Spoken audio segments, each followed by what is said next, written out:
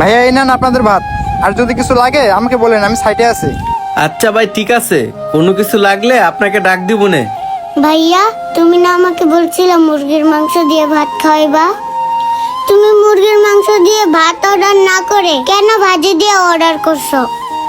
বোন, আজকে না রিক্সা চালাইয়া তেমন টাকা পয়সা ইনকাম করতে পারি নাই, তাই আজকে বাজি দিয়ে ভাত অর্ডার করছি। ভাইয়া, তুমি তো আমাকে বাসায় ভাজি দিয়ে ভাত খাইতে পারতা। আর এমনি তো বাসায় প্রত্যেকদিন ভাজি দিয়ে ভাত খাই। আরে মেয়েটা না কত আশা নিয়ে আসছিল তার ভাইকে নিয়ে হোটেলে মুরগির মাংস দিয়ে ভাত খাবে বলে। তোরে কেন হোটেলে নিয়েছি তাহলে শোন বোন, তোরে আমি 1 সপ্তাহ আগে কথা দিয়ে রাখছিলাম তোকে হোটেলে নিয়ে এসে মুরগির মাংস দিয়ে ভাত খাওয়ামু। হ্যাঁ ভাইয়া, বলছিলা, কিন্তু তুমি তো তোমার কথা রাখতে পারলা না। বোন রে, কই রাখতে পারি নাই, তোরে তো বলছিলাম আমি হোটেলে নিয়ে মুরগির মাংস দিয়ে ভাত খাওয়ামু। মুরগি না নিতে পারছি তো কি হয়েছে, সবজি তো নিছি।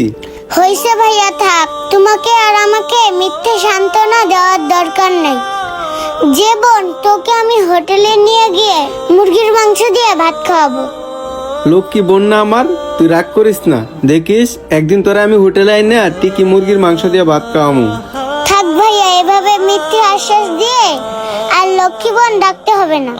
তুমি আমাকে মুরগির মাংস দিয়ে ভাত খাওয়াইলেও লক্ষ্মী বোন, আর শুধু ভাজি দিয়ে